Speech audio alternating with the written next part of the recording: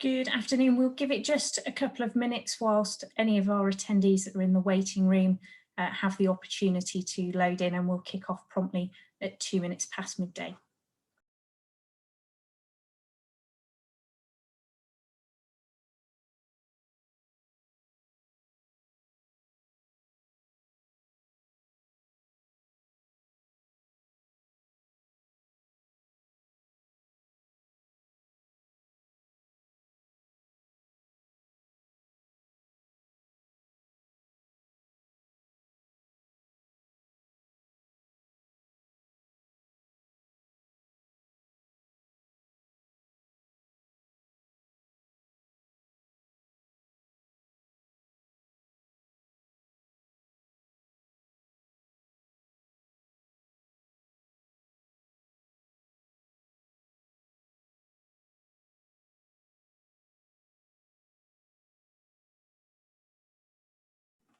Chris, as our technical support today, can you just confirm that slides are sharing and that we've got people loaded in from our waiting room, please?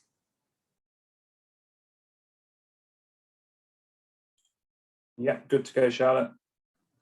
Super. Well, I think we will kick off in the essence that this is many people's lunchtime. So welcome and thank you for joining this lunchtime webinar brought to you by Make UK in partnership with BDO.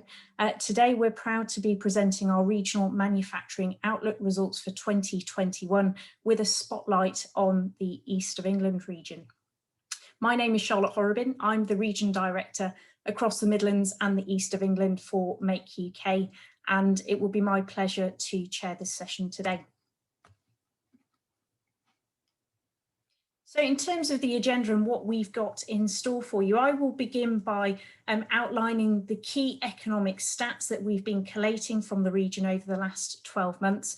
And I'll be supported by a colleague and our partners, BDO. We'll have Keith Ferguson, who is the head of manufacturing at BDO in the East of England, providing his sentiments as to how the summer months have also been faring as opposed to just the previous 12 months. We'll then be joined by three magnificent guest speakers. We've got Mark Bretton, who not only is the chair for the Hertfordshire Local Enterprise Partnership, but he also chairs the whole of the network. And then we'll hear from two of our key industry speakers, Rhodes from Sanofi and also Christopher Walkinshaw from Marshall of Cambridge. Throughout this session, there is a Q&A function, so our audience, please do feel free to ask questions using that Q&A function towards the bottom of your screen. Our speakers, myself, will do our very best to get back to you throughout the session. However, if there's something a little tricky, we may well come back to you post the event, but hopefully we will have some time towards the end of today's session to reflect on those questions that are coming in. Now, a health warning: whilst I live and breathe and love manufacturing in the East of England, I'm not an economist.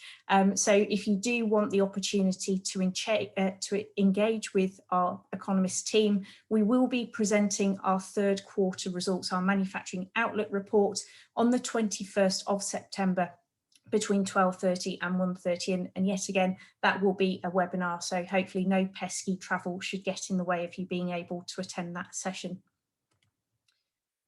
So to begin with, I thought it was worthwhile reflecting on our Q2 manufacturing outlook results.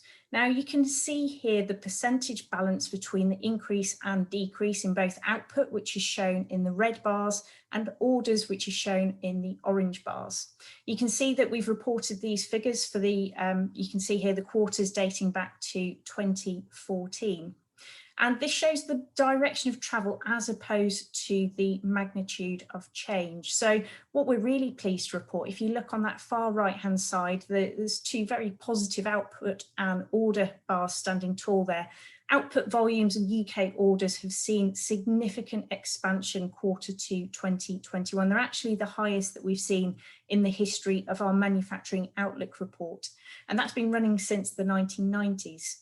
Export orders have exhibited positivity following what was a very suppressed Q1, and both domestic and export prices have both risen. However, margins still remain in negative territory, and that's the only metric to do so. And I'm sure Keith may well reflect over the summer as to some of those supply chain issues, shortages, inflationary price rises that have been feeding into that.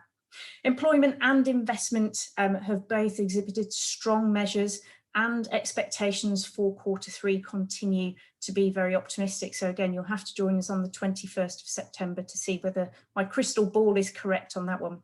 Manufacturing output for 2020 was a contraction of 10%, but our team do forecast growth of 7.8% for manufacturing growth in 2021 and a growth of 7.5% for 2021 in the wider economy.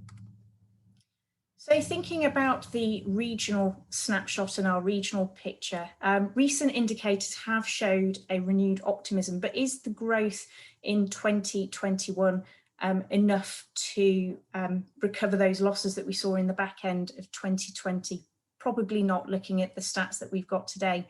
Many of our regions have reported contractions, and there was only the Northwest actually showing average positive balances across our range of indicators. It's also been really interesting for our team to look at the official statistics, and there are some interesting developments in there. So whilst relative contributions of sectors, whether they be manufacturing or services, have remained relatively unchanged, we have seen some changes in the region's export destinations, and particularly a decline to the EU, which does highlight the impact of EU exit. However, assuming that we can return to business as usual, and I know that's quite a sweeping statement that I'm making, our economists do forecast that we will return to pre-pandemic levels of output by the end of 2022. So let's have a look at how the regions are faring. And in front of you here, you've got a map of the UK, and this showcases the average business confidence indicators. So how confident are our manufacturers across the country? You'll see for each region there are two figures. The first figure will relate to that average from 2020 and the 12 months that were beforehand. So that's Q3 2019 through to Q2 2020. The second figure then is the average that we've taken this summer. So that is Q3 2020 through to Q2 2021. Those regions that are exhibiting dark blue show positive relative change through to the light blue, the lighter orange, and then at the opposite end of the spectrum, the dark orange then indicates those with relative negative change.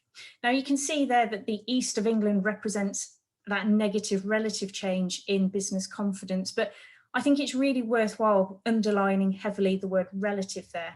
So whilst we've got the average confidence coming through there at 5.7, that's actually how the Yorkshire and Humber were feeling last year, the East Midlands and Scotland. And actually last year, the East of England was showing a confidence of 6.1, and actually the year before that in 2019, we saw a confidence of 6.5.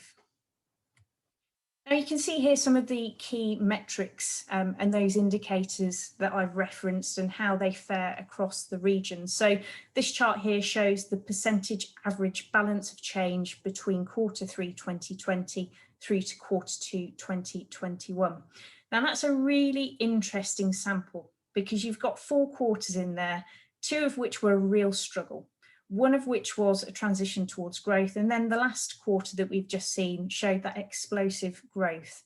Now, the result of this has been actually a lot of single-digit positive and negative results. The groupings of the figures on the whole are pretty tight. However, the East of England we would describe as uncharacteristically negative balances. But again, in the last 5 quarters of this survey, we've seen the worst and the best results within the 30-year history, all in a matter of 5 quarters. So the fact that our averages have perhaps been knocked off balance, I don't think is a surprise. So let's have a closer look at the East of England, why we're really all here today. So looking at the graphic on the right-hand side, you can see the sectors that make up the East of England manufacturing base. Food and drink is taking 15% of the share as a single sector. Machinery equipment, you can see there second with 11%. And then the electronics manufacturing sector coming in there with 10%. But I think it's really important again to look at other manufacturing. 64% of the region falls within that category of other manufacturing, which just shows how diverse the region is. The table at the bottom left shows the percentage balance of change from the start of this year, so Q1 through to Q2. And I think although I've given that kind of negative backdrop, you can see that all of the measures are improving. So we are seeing that improvement coming through into the region. The key stats, however, we've got 209,000 people employed in manufacturing jobs here in the east of England. That's actually down 25,000 since 2020, which isn't inconsistent with what we've seen across the UK. And of course, the job retention scheme is potentially still skewing those figures. 7% of the region's total workforce is employed in manufacturing, and 9% of the UK's manufactured exports come from the region, which shouldn't be sniffed at. It's actually one of the highest in the UK. The EU accounts for 46% of exports, and actually when we've talked earlier on about those changes within the official statistics, we have seen the EU export destination decrease from 48 down to 46% in the east of England. So it shows not only is the region a strong exporter, but it is heavily reliant on that EU market. The top export markets overall, we've talked about the EU taking first place, 46%. Asia then comes in second with 20%, and then North America taking 17%. Now, a point for celebration, this is a consistent point within the east of England. Manufacturing productivity is well above that of the UK average at nearly 110%. And it's actually the second best in the UK, and it's actually the strongest English region. So I think that is certainly something that we mustn't forget and we must celebrate. The East of England economy overall makes up 8.5% of the UK's output, and manufacturing actually makes up 10.9% of that regional output, which is around about what we would expect from manufacturing. It is in line with the average. Now, one of the few, the east of England has been one of the few regions that has failed to follow suit in the UK's return to positive growth in manufacturing when we look at those averages. And we're still not quite sure whether this is a slower growth or actually just not keeping up. Now, the output balances, as you can see on the chart on the left-hand side, have been trailing behind the UK average since Q2 2020. So you can see there the blue line representing the East of England dips a little further than the UK average at the depths of the recession, and actually still hasn't overtaken the UK average as we look at today's recovery. In other metrics, as an average over the last 4 quarters, the region has shown the worst performance for UK orders, investment intentions and employment. The export balance, which is on the right-hand side, is a really important indicator. As I've already stressed, 9% of those UK exports do come from the region. And the export balance at the moment has failed to keep up with the UK's average balance since Q3 2020. And this highlights the EU trading frictions, as I've already cited, but actually, as we know, the region is so reliant on exporting, actually COVID-19 and the international trade disruption will not have helped either. Now, that sounds a little bit doomy and gloomy. Now, what I can also offer is the sentiments of our regional board that come together and have done for the last 18 months on a monthly basis. And actually, I would describe them as one of the most resilient and positive groups. Now, you could argue that we get a collection of people that are possibly in businesses that are doing better at the time and therefore have the time to come and share their news and their anecdotes. But we wouldn't say that it is all gloomy. And as we look towards Q3, we do expect output levels to expand. The confidence from the region for the future is high, and that does suggest that we've got that growth coming. So to that earlier question of, is this just slow or is this just not keeping up? We actually think that the pace is picking up in the east of England. And can I take the time just to remind you about that really important productivity point? We get so wrapped up about productivity, but actually we've got the most productive manufacturing region in England and the second most productive manufacturing region in the UK, following on from Scotland. So it's now my pleasure to hand over to Keith Ferguson, who is the head of manufacturing for BDO in the east of England. And Keith, it would be brilliant now that you've heard our stats and our figures and my sentiments for the region, just to hear your views as to how our manufacturers are doing across the east of England.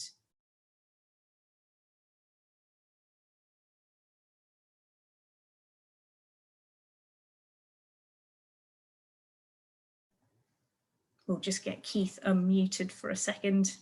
It's the summer break, isn't it, Keith? We've all forgotten how to use the tech again.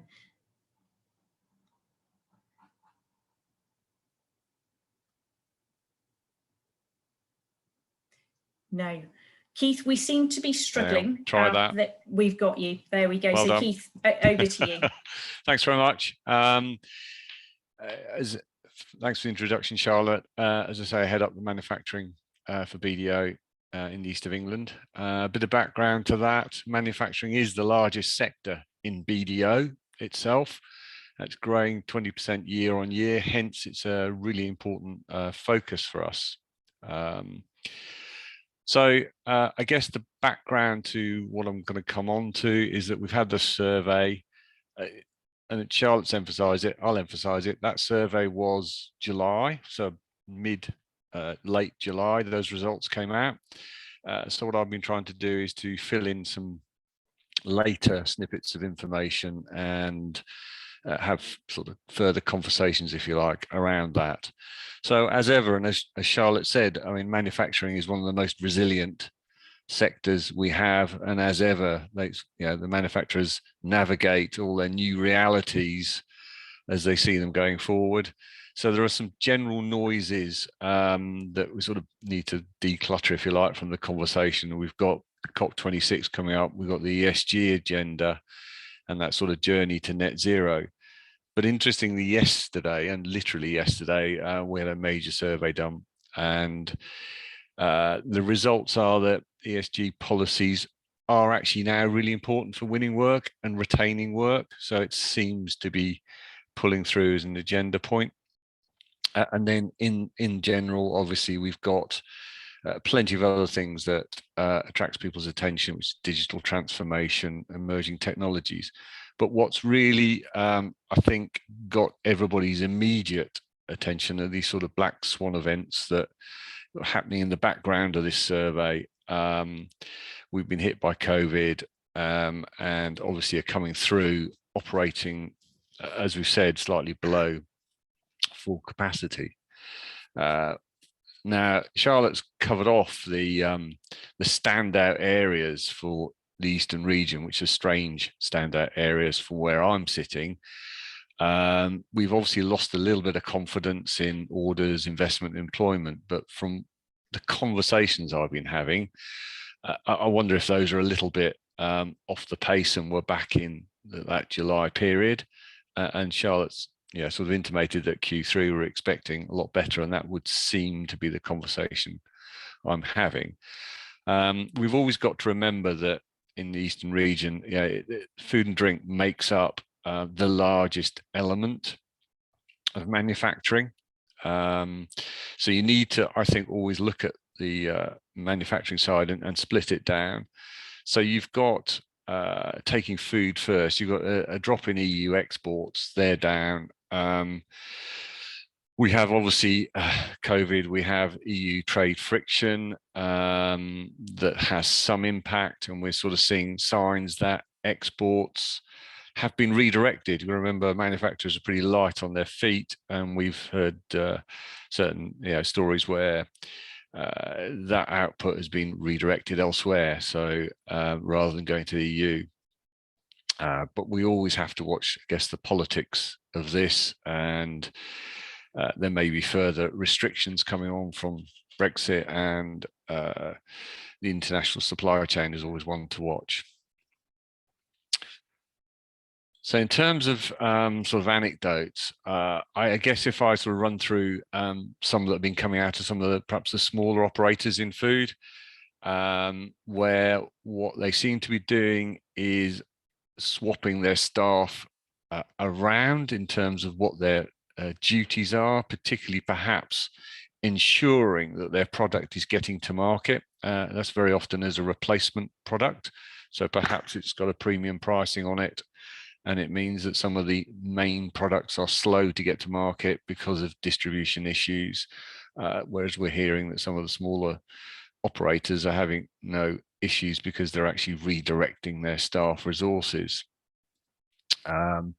There's a sort of subplot of energy pricing increasing very, very recently as well. but I won't sort of dwell on that one.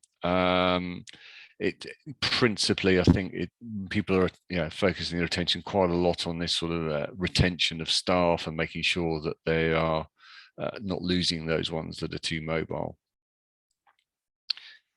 In terms of non-food, Charlotte's already said it makes up 60%, but it's extremely diverse and very difficult to pin down as to why they would not be feeling confident, other than perhaps those sort of black swan issues we've got at the moment, which are supply chains. So having spoken to a couple of manufacturers in very different areas, one was quoting me that basically if it wasn't for the semiconductor supply issue, they'd be having record months on months. They've just got so much demand. But they're having to work with their suppliers to produce subtly different products, so they know where there is availability. And I think that's one positive point, is that the supply chains are seemingly very transparent about their issues, and they're actually talking to each other and actually working through what they can produce. So that is helping, and I think pulling things through post this survey. We've also seen where materials are being being rationed effectively, and that rationing is being controlled by perhaps sort of national distributors, and it's generally on a sort of best and long-term customer basis, but stock is coming in effectively on a revolving door situation, so it's being distributed as it arrives, which can't be in sort of medium term healthy, but it does show that people are working together to get through those sorts of issues. Another snippet, I guess, is that we've had some really strange build-ups in work in progress. As an accountant, I'm going to be interested in working capital movements, etc. But we've got some clients who are producing fairly large units. They get right through to the end of finishing, and they cannot get them literally finished off because they are short of a few items. And they seem to be very specific items, and they are causing, if you like, a build-up of work in progress in a way that we've not really seen in those industries before. So anecdotally, I think, except for some of the supply issues, things are in really good shape, and I suspect that anticipated uptick in confidence is what we're sort of hearing, that Charlotte mentioned she expects in Q3. But then there are these major issues in the background. It's tempting to throw them all back at government, but I'm really not sure the government can do much about the international chip shortage. Maybe there's something they can do about specific shortage is in certain occupations.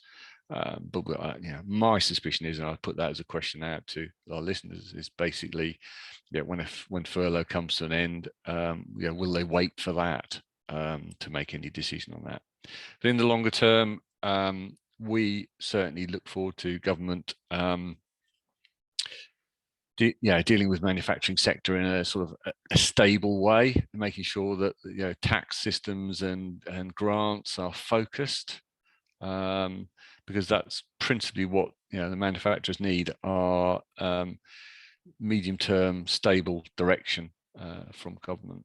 But I think in general, the survey, as I say, I've been surprised as to the reality compared to what came through in that July survey. Charlotte, I think I'm due to hand back to yourself now. Brilliant. Thank you very much, Keith. So next, I'm delighted to reintroduce Mark Bretton, who I believe will be sharing some slides with us today. So Mark, as a reminder, is the chair of the Hertfordshire Local Enterprise Partnership, but also has the pleasure of chairing the whole of the LEP network. So Mark, it's a pleasure to have you here, and over to you. Yeah, and good afternoon, everybody. Joan, just check you can see the slides. We can, thank you, Mark. And you can obviously hear me as well, which is great. So as Charlotte said, I have the local responsibility for the LEP in Hertfordshire. I've been there since 2016.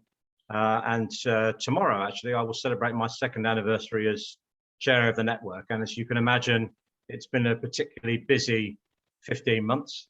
What I'd like to do really, I'm just going to do a couple of positioning slides because I'm not sure that every one of our listeners is as aware of local enterprise partnerships as others. And then I'm going to talk a little bit about what we've been doing with government to evolve the role of LEPs since they made a decision in the budget to channel the Levelling Up Fund and Two Communities funds through local government rather than through LEPs, what that's meant for us, and then bring that to a focus really as to how we think, in summary, we can work with the manufacturing sector to provide some of our support as we hopefully build our way very quickly out of this heinous 18 months that we've just spent together. So LEPs were created about 10 years ago. There are 38 across England. The devolved powers have their own arrangements for this, although we do collaborate with them on a number of issues, particularly when we've been trying to form some of the policy inputs during the pandemic and coming out of Brexit. We've had a significant slice of capital, probably about 20 billion. The last slice last year from the Getting Building Fund, we put together what turned out to be just short of £1 billion of projects in 2 weeks from our pent-up demand list. So as you can imagine, we have a lot more of this that we could deliver out. And we've delivered, as well as that, a significant amount of private sector interest, more than the money that we've had from the public sector. And this has been a real feature of having a business-led partnership. So LEPs are business, local authority, further and higher education, social enterprise, all coming together to drive local growth. And you can see some of the kind of outputs we have here. And as I talk a little bit more, you'll see how that focus is evolving. I think there are one or two things which are underpinning our ability to take us through the next phases. And when we see the government's levelling up white paper and the comprehensive spending review in the autumn, these ingredients of ours are going to be particularly important. I think when I came and spoke a little while back, I would have spoken about industrial strategy and the role of LEPs in local industrial strategy. Well, change of Secretary of State has put industrial strategies in a slightly different position, but our focus really is around now building recovery plans. But to have those plans, you have to have forensic understanding of your economy, and LEPs own the evidence base across England, and we're using that very carefully and very consistently to underpin the sort of plans that we have emerging. Because as well as making the plans, we want to make sure that we have the mechanism and the metrics in place to judge that we've been applying these funds and getting great results. So we're not a political body, but as you can imagine, we live in a very political atmosphere. I work very closely with central government. We sit in every kind of political structure in the UK, whether that's in the combined authority with a mayor, or where I'm sitting in Hertfordshire in a two-tier structure with a county and districts, or in a unitary like Buckinghamshire. But we have one very clear goal here, and that's for us to come together and to drive great local growth and clean growth, and really help our local businesses and their people realise their ambitions. And our focus of attention now is ensuring that we play our part in levelling up, in the government's plan for growth, and in realising its ambitions for net zero. Now, I mentioned earlier that there was we're in the middle of a review, and we're working very hard on that. We're actually, if you catch the media, we're having a real campaign to close this review now as we go into the levelling up white paper and the spending review. 4 key things that we see LEPs doing. The first thing is we've still got a significant amount of programs to finish. Those Getting Building programs still need to run out, local growth funds, and so on. We've got a key role in enterprise zones. Many of you be aware in your areas of those, free ports, a number across our region here, and in the town board. And I was up in Stevenage on Friday, where there's a real regeneration program there. And the East of England has actually done fairly well in securing monies for town centre regeneration through the Towns Fund. And LEPs have a key role in there. So that's really keeping our existing commitments going and making sure that we deliver the commitments that we made and the promises we made where we accepted the money. Then taking the 3 evolving functions to the next kind of stage. I talked a little bit about evidence base. I talked about our strategy. This is really helping our local authorities now as they map out their infrastructure, their skills plans, their capital investment plans, having that business voice. And as an example of that, I'm a co-opted member of the Hertfordshire Growth Board. I'm not a statutory body, so I can't be part of the legal team for that. Sitting with the county leaders, sitting with the county and district, but designing the future for our county, and that's happening right across England. So our strategy, the work we've done for the last 10 years to understand our local economy is critical for that. Then the next two elements to this, I think, are coming even closer to the kind of conversation we should be having with you all on the call today. So sector interventions, where we really understand our local marketplaces, but we also understand how to collaborate across the LEP region. And rather than trying to get somebody in Whitehall to work out how to do this, what better than to get, you know, the 2,000 odd business people who are giving their time, mostly like me, for nothing to do this work, really to drive those sector interventions. And for example, on the next list of things for us to do in Hertfordshire is advanced manufacturing, and making sure that we are working with local business to ensure that they've got the right skills. And with that partnership that we've got, that unique convening power, ensuring that colleges are designing the right courses and the right apprenticeship programs to get these things well delivered. And then the last of our evolved roles is building on what many of you would have seen through our Growth Hub network. In the first 6 months of the pandemic, 2 million businesses, more than we had in the previous year, came and got advice for their growth hubs. So we're going to really push this out further. This is a passion of Paul Scully, the business minister. It's a real focus on entrepreneurial and SME-led growth.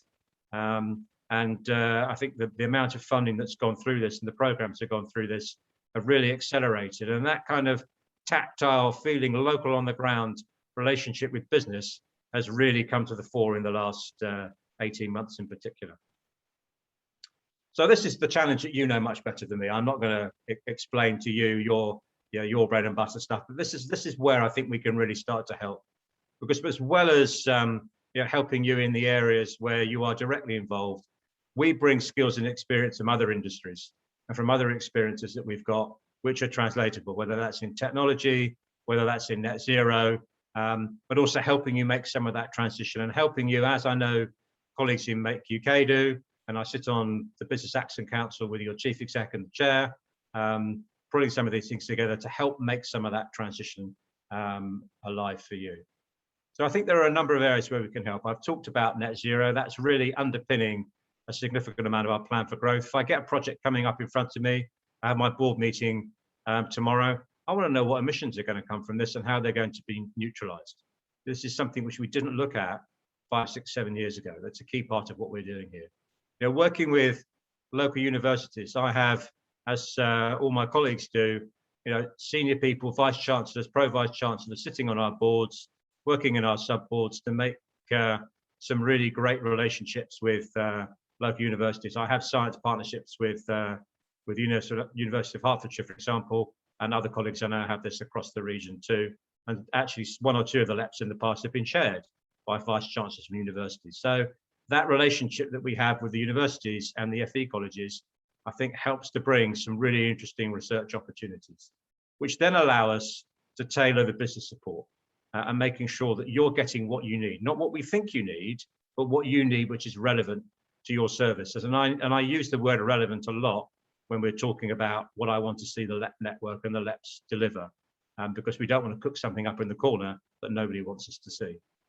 The other part of what we've done very well is bring in private investment and create an environment for private investment. And again, if you look where I am, it's easy for me to talk about my own story, of course. In the last 3 months, 400 million from GSK to go into cell and gene therapy. The 3rd largest cell and gene therapy capability is based in Stevenage, 3rd largest in the world. 700 million going into Broxbourne for studios. We want to do similar things to bring in manufacturing investment and bring in inward investment to get that done, to create the right level of environment. But in order to do that, we have to make sure that business has the skills it needs. Because if people don't have the skills they need locally, then we're not going to encourage people to come and invest, and our local communities are not going to get full advantage of the investment that they're making with us. So I've got 4 examples, just a bit of show and tell. Down in Enterprise M3, which is south of London, loads of things to do with space. Right across in Shropshire and Telford, agritech, growth and resources, helping small businesses there. And in my patch, we have Rotherham's Research and the Bretton Research Establishment, which two things which are quite hard to say together, as you can gather.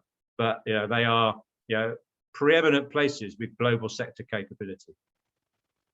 And you can't have a slide at the moment without one of the Prime Minister sitting in some kind of vehicle. Here he is, up in Coventry, down in the southwest, regional work going on in defence. So we're right across all of the sectors, and as you know, we're very, very keen to work with you to ensure that what we're doing is well thought through and really here to help you. And that is what I wanted to say. And I guess we'll come to some questions at the end, Charlotte. Thank you ever so much, Mark. And I thought your first few slides in particular made a really important foundation and explanation in terms of the Local Enterprise Partnership Network and what the LEPs are there to do. And we know from our members that do get involved that actually the benefits of doing so are tenfold. So you really do have to be in it to win it. So thank you. Yeah, we are one of the country's best kept secrets, I think, which I'm trying to change. Absolutely, Mark. Okay. So thank you. Our next speaker today, I'm delighted to introduce Jean Rhodes from Sanofi. So Jean, I believe you have also got some slides for us today, but I'll hand over for your 10 minutes. Thank you. Thank you very much, Charlotte. Let me just share my screen.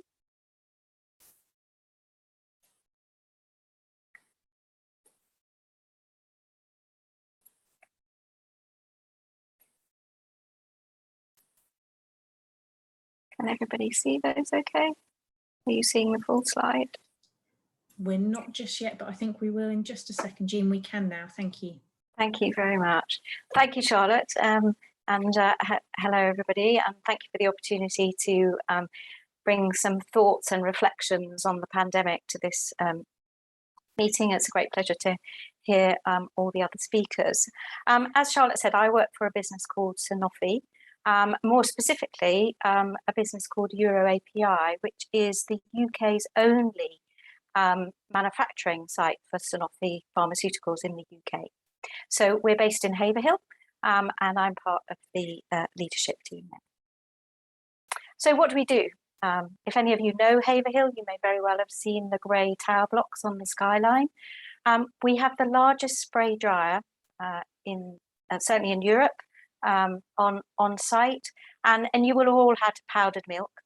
Basically, a spray dryer takes a liquid pharmaceutical compound and turns it into a powder, and that's very unique and very interesting for lots of small molecule drugs that are currently being developed. We also do some development science on site. We do something called secondary packaging, which is where we repackage drugs, particularly for rare diseases, that then get transferred across the world, and we have amazing QC capability here on site, which allows that to happen. So with our secondary packaging, we often almost know the individual that those drugs are going to. So there's a real sense of doing something here for a community and a community of patients. And obviously that had to continue during the pandemic. Everything else stopped and people went home, but patients still needed key medicines.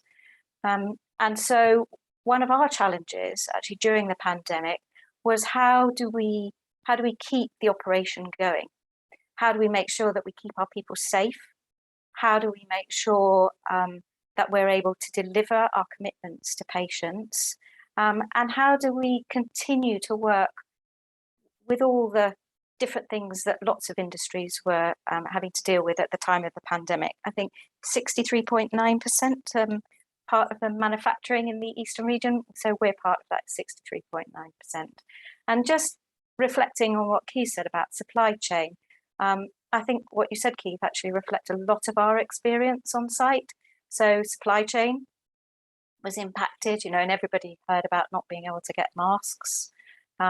But other things have been impacted too. So we have some capital projects on site which have been impacted by the ability to get raw materials, and also impacted by being able to get particular expertise on site as well to do the activities. We're very used to having people come to site to deliver particular expertise.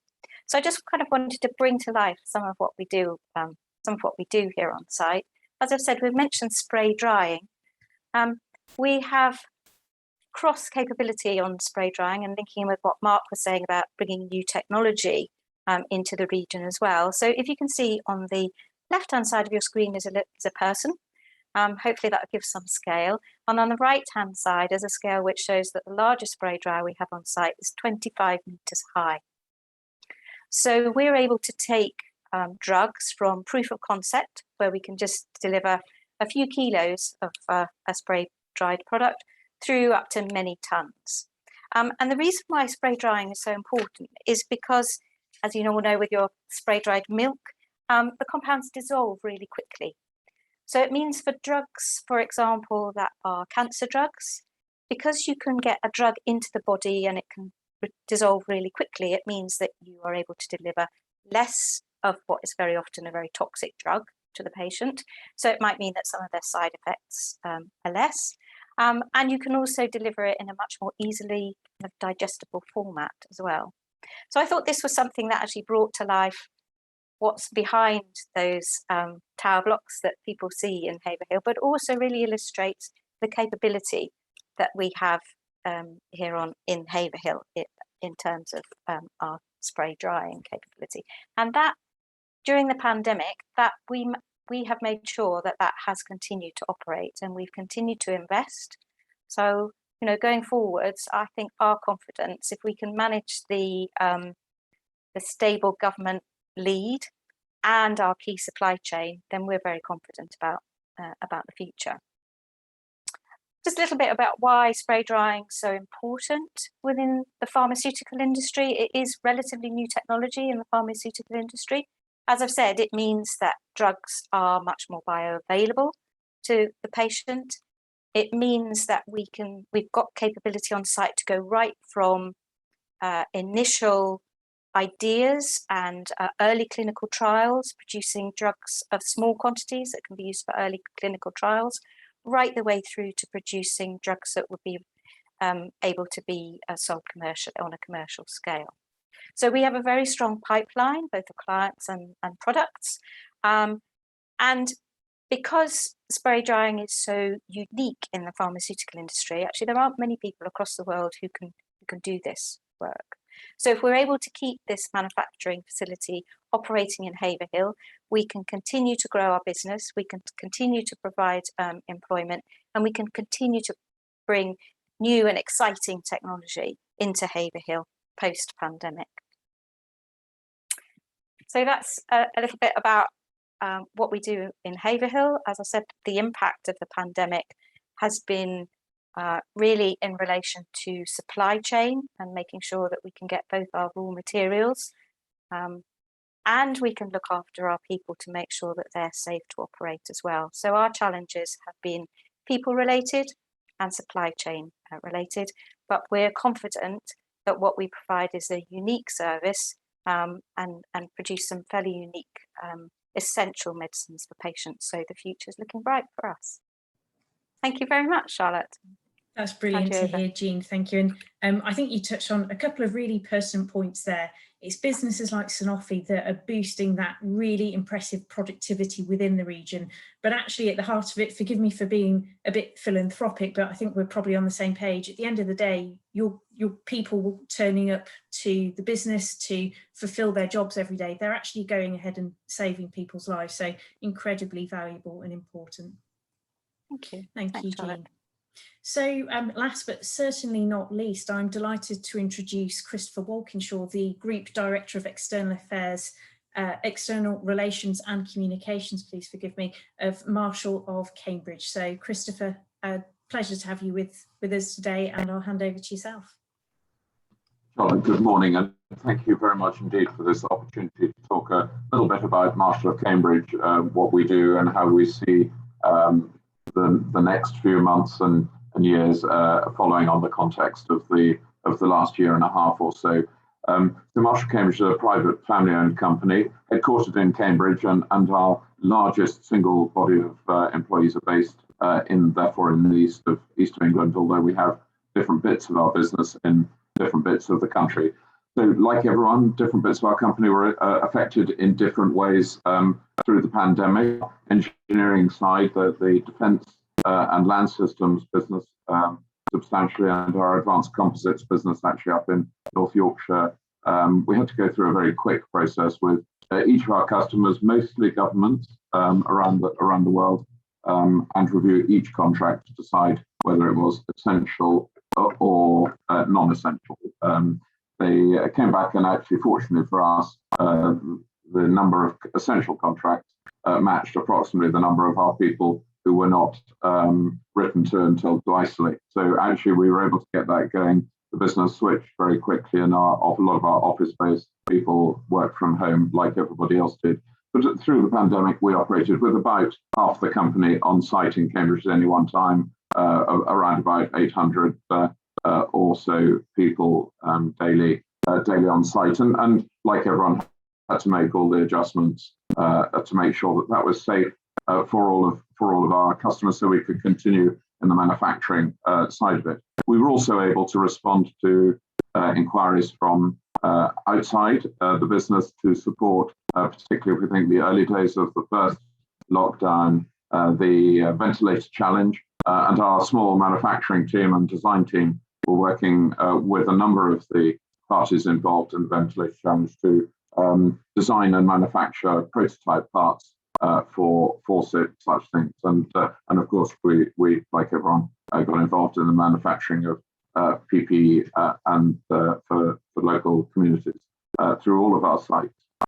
If we just briefly touch on our other business, of course, our motor business, a retail motor business that was ordered to shut. So one of those businesses, we went from doing all right to 4,000 people furloughed in about 10 days. But that business has come back very sharply, and I smiled earlier when Keith referred to semiconductors, because of course the automotive sector is very, very heavily impacted by that at the moment. But actually, as we look ahead, we start to see that impacting in other sectors for us. So our refrigerated transport business, or vehicle mounted control systems, I suppose to call them, are similarly affected now because we can't get the trucks to install the new items.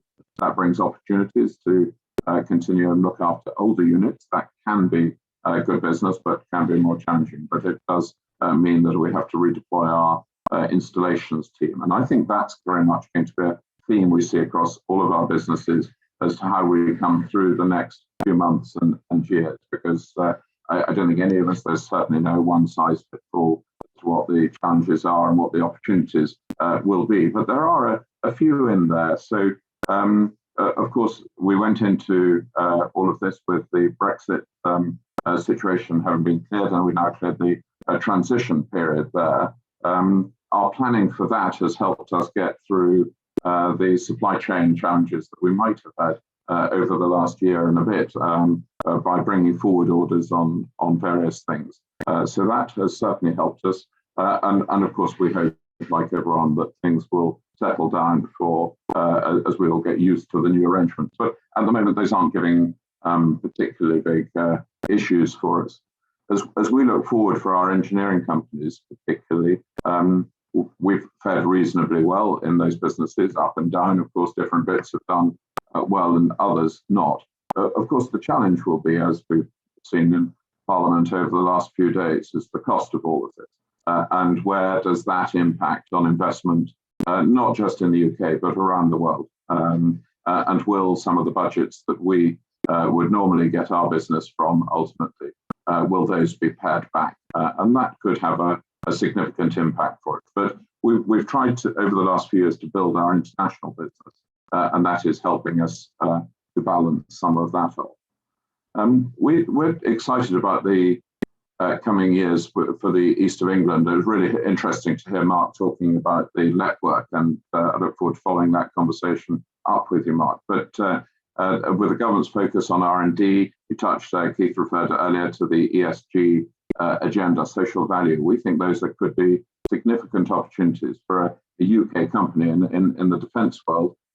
We are, and particularly the aerospace side of it, we are one of the few independent private companies still operating in that field. It's something which the government, not just across defence, is starting to recognise the value of, and I think that will help members and businesses in this region and beyond, and especially as we see the opportunities for the East to benefit from the levelling up agenda. I think there's has been a real focus or assumption that that's all about the North, but the East-West arc, the Oxford-Cambridge arc, is, I think, a significant opportunity. Think about the centres of excellence running. If one, think about it, the space world across at the Oxford end, and at Cambridge, of course, the life sciences and other areas. So this could be, I think, a real opportunity, and we're quite excited about that. We're going to need, for us as a relatively small company in the SME patch, we're going to need to be working with the large primes and the larger companies to look for those opportunities. But we think that is good, and our agility as a smaller business, I think, will also help us as we look at the net zero challenges across our various sectors. And on the one hand, it looks like a significant opportunity to be working in aerospace and automotive, if one can misuse that word. But actually, there's a lot going on there, and some of our engineering skills really, we think, can help that. Not just for the UK, but beyond, and our investment overseas is really coming on.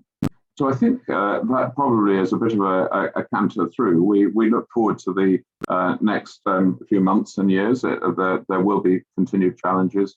Supply chain, semiconductors, I can't believe how that has become almost a regular feature of any conversation, and creeping into businesses that we didn't immediately recognise. But that's going to be a challenge, and the time that we're hearing. So if I think about our automotive business, we're hearing OEMs talking about not back to normal before 2024, and that's quite an interesting thing, and how that will roll on through the rest of our businesses. We wait to see. I hope I've covered the things you were hoping for me to talk about there, Charlotte, but perhaps if there are any questions, I'll be delighted to expand on it. Thank you. Thank you very much, Christopher. And one point that I wouldn't mind asking you to just elaborate on, if I may. I've had the privilege of touring your brilliant training centre, where you're taking people through high-class apprenticeship schemes, and that you're also supporting local businesses that wish to train with Marshall's support, which I'm not sure is probably the best kept secret within Cambridge. But would you mind just offering a couple of minutes about what you're doing to invest in the next generation of skills, not just within Marshall, but actually for the wider region as well? Oh, fantastic, Charlotte. What an opportunity to talk about my favourite subject. I wasn't sure that was really on the pitch for today, but we've been training apprentices at Marshall since 1920, actually. We've had an annual intake of apprentices every year since 1920, so we find ourselves celebrating that anniversary, that centenary last year. But we've recently invested significantly in our Marshall Centre, as we call it, our training business. And as you say, are now working with a number of external businesses to help people develop apprentice programs and deliver apprenticeship programs that suit them and their industry. So it's not just people in our own sectors, and really quite excited about that, and working with a number of local partners to bring that to life. Thank you, Christopher. So I don't see any questions in our Q&A box. If you are in our audience and any of our speakers have provoked thoughts and questions, please do feel free in the last few minutes to pop those into the Q&A function within this webinar. But a very personal thank you to our speakers today. You've done a tremendous job. And I've got a quick ask myself, actually, of our audience before we do close down today's webinar. So bear with me 1 second and we'll just share our final couple of slides. So hopefully in front of you, you can see a couple of chaps here playing Jenga, and it's a bit tongue-in-cheek. And this is an image that I've borrowed for a number of years now from the wonderful colleagues at the Institute for Manufacturing at the University of Cambridge, which really is a cheeky pun about actually if we, don't value our manufacturing sector, which is clearly so important, imagine what the consequences could be. And I think Jean did an amazing job of actually highlighting the job creation, the productivity that her own business is employing within the region, but actually that impact on people's lives that manufacturing has to offer. So my ask of the audience today is please do be proud about what's made in the east of England. A very simple ask, please make sure you're sharing good news and stories, whether you support a manufacturer, perhaps you're a banker or a lawyer, get their good news out there and support their business to grow. And if you are a manufacturer, please make sure that you're not just sharing your good news to win new customers, but let's think about how we attract the skills of the future.